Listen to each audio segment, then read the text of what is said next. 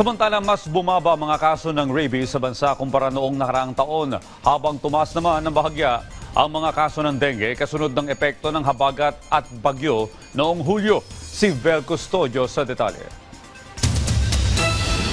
Mula buwan ng Enero hanggang Agosto, nakapagtala ang Department of Health ng 211 na kaso ng rabies sa buong bansa. Mababa ito ng 21% kumpara sa 266 na itala sa parehong panahon noong 2024. Pero panawagan ng DOH sa publiko na huwag maging kampante, panawagan ng kagawaran na tiyaking bakunado ang mga alagang hayop at maging responsableng pet owner.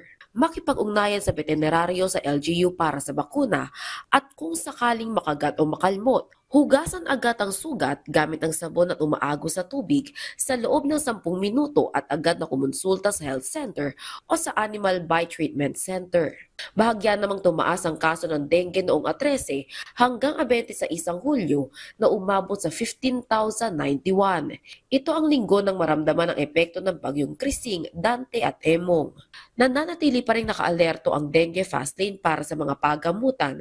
Gayunman, paalala ng DOH, ugaliin ng taob, taktak, tuyo at takip sa mga lalagyan ng tubig na maaaring pamahayan ng lamok.